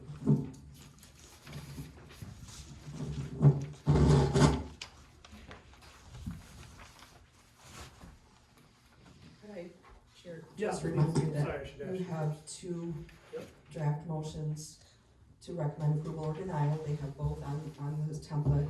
And in either case, there needs to be findings, relevant findings, and then if there is a motion to approve, then any conditions that you would want to add would need to be added there as well. So, in either case, whether it's an approval motion or a denial motion, you do need to have findings identified in this list, in your motion. Is there one you'd like to see first before the other? Well, the planning and development final would be first Okay. before site plan, Super. because if the final PUD Then you does don't not need get approval, then Yeah. Makes sense. All right, would someone like to make a motion on the final PUD? Yeah, I will. Have at her. To recommend approval of case PPUD F25-002, Doug Mansfield of Mansfield Land Use Consultants for Clay Thomas of JB Donaldson Company for final plan unit development, plan to allow housing development on tax parcels 24-01-19-18-300-32 and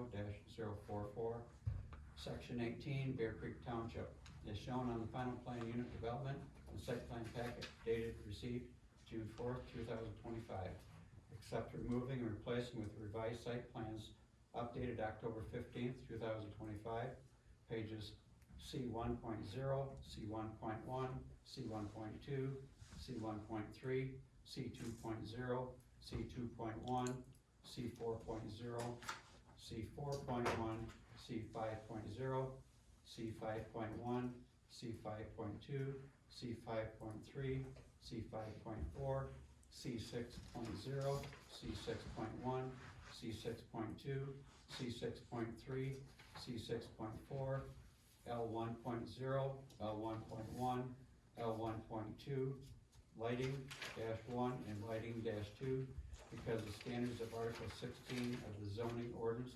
have been met, based on the facts presented in this case, and the following findings. I don't really have anything to add for findings for the PUD, more for the final site plan, but not for the PUD. Is there anything we're missing on the PUD? Anybody can think of? Is there something we should? just one thing, the C4.1 was updated November 13th, so in addition to what was there, replace from the October 15th, 2025, page C4.1 with the updated November 13th C4.1. And then, I mean, I think if the findings that you found in the zoning evaluation are accurate, then that would be what you would use in your motion, based on the findings as listed in the zoning evaluation. And then add on the recommended approval conditioning on the following? Yes. Okay, you wanna add that on too? 4 and 5 on the bottom. And further, the recommended approval is conditioned on the following. 4.0, the county administrator and civil council to prepare a contract acknowledging the approval of the PUD according to sections 16.04.2.d. And number 5, applicant to provide a complete updated final PUD packet. Okay, motion sound good, everyone? Okay, we have a motion, do we have a second? Okay, we have a motion and a second, discussion. I would make a second, yeah, I'll make excuse me, I'll support the motion, but I do have a question I wanna ask Sure. afterwards. Oh, okay, no, we've got a motion and a second, so if you have a discussion point, now would be the time. Okay, there are fire department requirements, there's, let's see, setback is 65 feet versus 50, other issues, so we need to put that in the site plan motion? Okay, I wanna make sure I'm in the right motion. No, good question. Okay, motion and a second, no other discussion?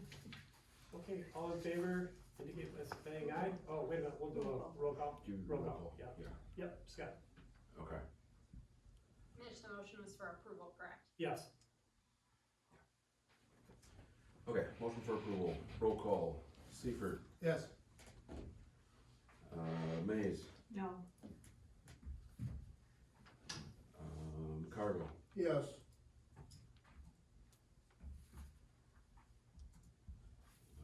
Brown, Yes. Radovich, Yes. Haven, No. and Gunderson. Yes. Mr. Chairman, the motion passes. Alright, thanks, Scott. Alright, thanks, everybody. Okay, so we are now looking for a motion on the, final site plan. Anybody care to make a motion on the final site plan? I think you were pretty good the last one. All right. There we go. Recommend approval. Case number PUD F-25-002, Jack Mansfield of Mansfield Land Use Consultants for Clay Township, JB Donaldson Company. Final site plan to allow housing development on tax parcels 24-01, -19-18-300-032 and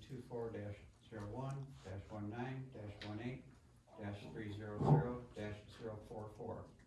Section 18, Bear Creek Township, as shown on the site plan dated received June 4th, 2025, except removing and replacing with the revised site plans and drainage plan packet updated October 15th, 2025. Pages C1.0, C1.1, C1.2, C1.3, C2.0, C2.1, C4.0, C4.1, C5.0, C5.1, C5.2, C5.3, C5.4, C6.0, C6.1, C6.2, C6.3, C6.4, L1.0, L1.1, L1.2, lighting -1 and lighting -2, because the standards of the Article 20 of the zoning ordinance have been met. Okay. So what do we want to add And the on? final findings? Yeah, for instance, the 50 trees, that would be placed with the zoning, by the zoning administrator's discretion, we had that. What is it? Remember, there were like 50 trees in a bank to be placed at the zoning administrator's discretion. Yeah. Okay, so the fifth, if I may? Yes. 50 trees to be held in a bank Oh, to 50 be trees. placed at the zoning administrator's discretion. Carport backstop to be added, Can to, you use your microphone, Yeah. please? sorry, Carl. Carport backstops to be added to buildings 9 and 11 and others as necessary. All vegetation to be irrigated. So do we need to list fire department approval, Tammy? Fire department approval? Approval of any other communities or governmental agencies involved, which would be like the city of Petoskey, et cetera. Water, sewer, hookups.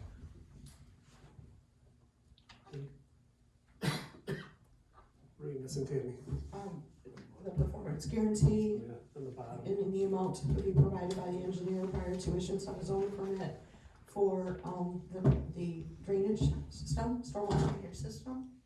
And then exterior signage and lighting to be reviewed by the zoning administrator prior to installation, and also to replace C 4.1 with the updated November 13th plan. So you need to sub the 2 at the bottom. Yeah, Tammy just grabbed those. Okay, very good. All right. Yeah. Scott, are you good on that? Give me a second here. Yep. Do we have an amount on the bond? No, to be determined, yeah. Okay. Mitch, do you wanna add anything about the sidewalk? The, down Anderson? All right. I Just that rephrase get included in the beauty agreement? Yeah, no, good thought. How do we phrase that? Sidewalk to be added. That would be part of what was originally proposed by the applicant in the preliminary as well. So Great. that would be part of the contract that we'll prepare on the Okay. PUD. It's in the beauty, okay. And then maybe the four-way stop, do you want anything about that in there? Would you say that's necessary to add the 4-way stop to be placed? Or- It is part of the plan, but that would be covered under all other agencies reviewing Okay, and signing off on it. okay, that will be covered. Yeah, I mean, it wouldn't be a bad idea to include road commission authorization Okay, or permits. that'd be, That was a blanket by everybody else. Approval. all right. Scott, how's that? Yeah, I think I'm good. I would ask you to read it back. Thank you. All right, so we have a motion, do we have a second? I'll support that. Motion and a second. All right, is there any other discussion, anything we missed? All good? Okay, Scott? All right, roll call again. Seifert, Yes. Mays, No.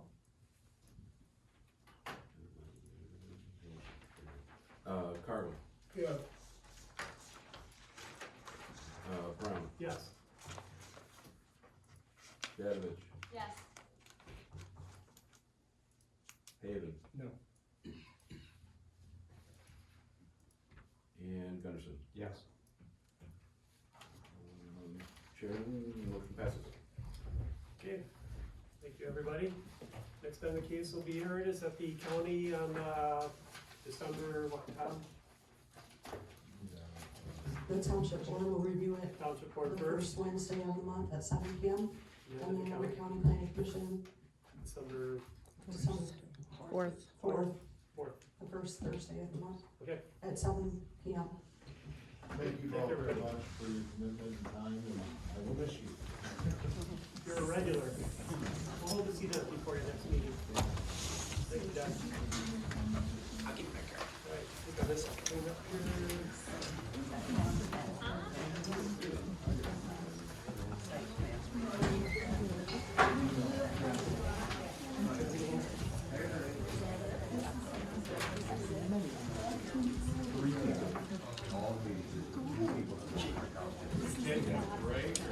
No, just cleaning up and letting everybody clear out. You guys, we're back in public session here, and we are at the point for public comments. Is there any public comments? Would you like to speak?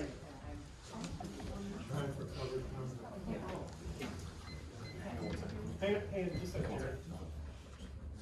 Sorry, Scott. No, I turned it off when everybody was talking, but just turned it on to me, just like 30 seconds here. Tammy, you need some more water?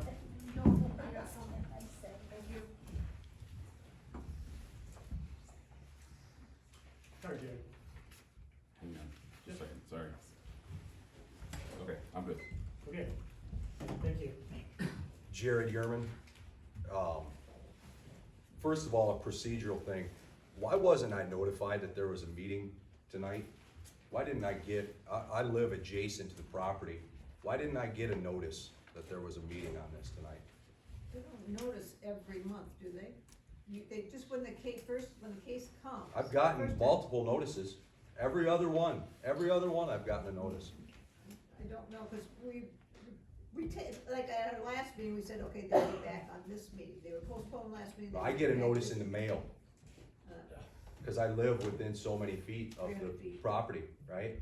Why didn't I get one this time? I didn't think they sent it out. Do you send it out monthly? I didn't think so, no. They only send it out So- when the case is brought. So then why the other times did I get it? Just because? I've gotten multiple. I didn't just get one. I've got them sitting on my desk at home. I've got 3 of them, I think, maybe 4.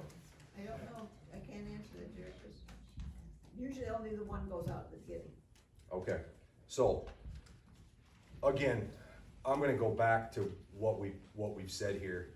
And, I mean, I'm certainly disappointed in the decision. I'm certainly disappointed that this has gone through. But what I'm more disappointed in is the hypocrisy that's on display here tonight. And not just tonight, but especially the previous meeting. I wasn't at that meeting, but I watched it and I read the minutes from the meeting. A very similar project was proposed. I referenced it in my 3 minutes earlier. You guys just bam, laid it down. It's not happening. It's wrong for this spot. It's not supposed to be here. I don't understand. You throw the word housing in, and all of a sudden you guys just like lost your minds in terms with what your responsibility and your role is. You're here to protect the existing rules. You're here to stand up for what's right and what's supposed to happen in our community. I've heard it said over and over, you can't stand up to change. You're right, you can't stand up to change. But what your job as a board is to uphold the rules as they are. Not give every advantage to outside money that's coming in. And from where I sit, and I'm no dummy. I'm not the smartest guy in the world, but I'm no dummy. And I know how to use logic. And the logic says Brian and Holly Wilkins project doesn't bring any extra money into the township coffers. This project brings tons of money and the potential to put sewer and water and all this kind of stuff that our township, and when I say our township, I don't mean our township in terms of our population. I mean our township in terms of the board, this board, the other board. Am I gonna be cut off or can I keep going? Just for a little bit, but please try and wrap it up. Thank you. The comments that were made, I've been to all these meetings. If I haven't been at them, I've watched them and I've listened to them and I've looked at the minutes on them. There's been, from what I can count, 3 people, including Ben tonight, who live in this township, or Ben doesn't live in the township, but he owns property in the township.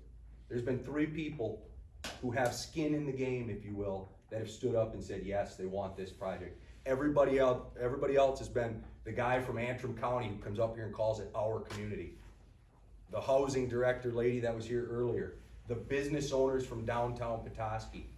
Let the business owners from downtown Petoskey go talk to the city council in downtown Petoskey. I'm a business owner in Bear Creek Township.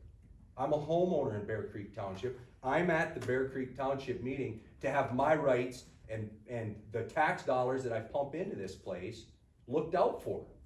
Not the guy from downstate who brings in promises of expanding your sewer and bringing in big tax dollars, and not just tax dollars, the fees each month. Let's not be putting it in the bushes. Let's put it out in the open. It's about money. Yeah. Thank you. Okay, anybody else like to speak in public comment? Carla?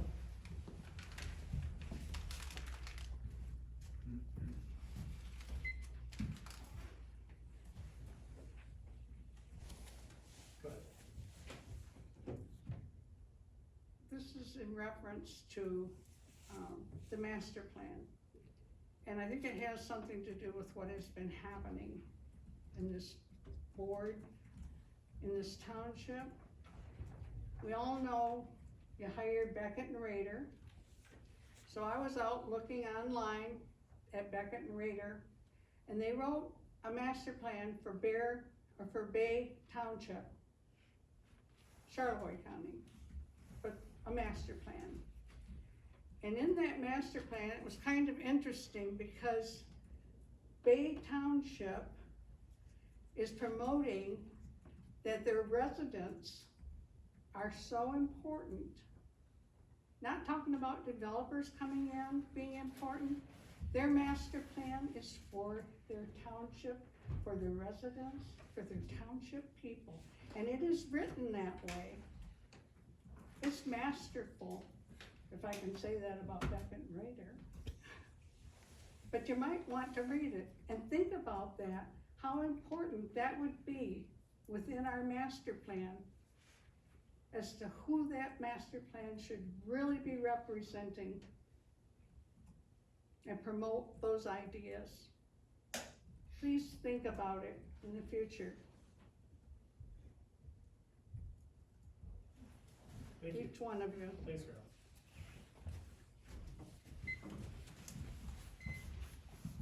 This might not be the appropriate group to speak to, but whatever you all can do to encourage single-family homes, it makes them to have a stake in our community. It makes them have stability, gives them equity, so many things that actually raise them to a higher level. Apartments do not. The other thing is that I was just listening to a special meeting that Township Board had on changing fees for permits when it comes to building permits. I would highly recommend we not get so crazy with continuing to go higher and higher with permitting when we're trying to get people to build homes that families can afford. Use your head, people. Use your head. I'm very disappointed today. Thank you.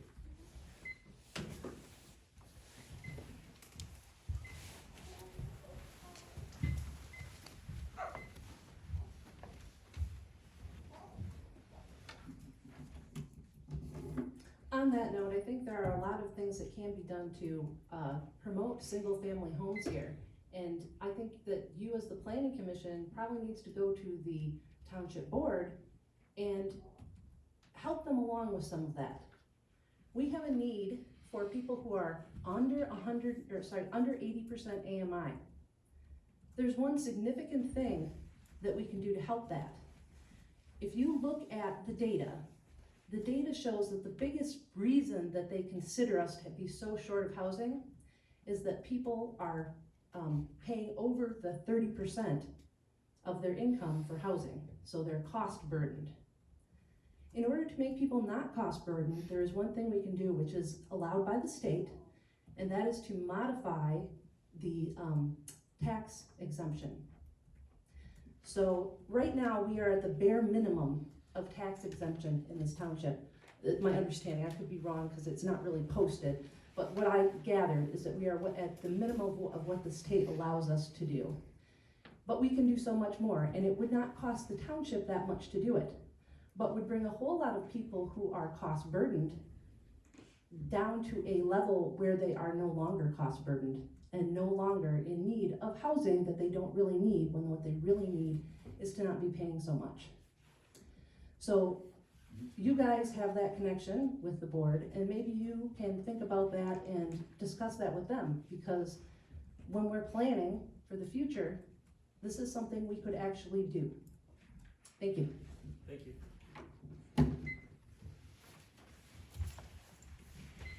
Anybody else? Okay, we'll close public comment at this time. Thank you, everybody. All right, move on to other business. Any site plans administratively reviewed? No? Okay. Don't have any current information on the next master plan meeting unless somebody else does. We're working on getting a December date, but we haven't selected the date yet. Thanks, Emma. So stay tuned. Okay. Any other business brought for the board? Oh, I was going to ask about the master plan. We haven't heard anything from Becca Rader for a while, and I know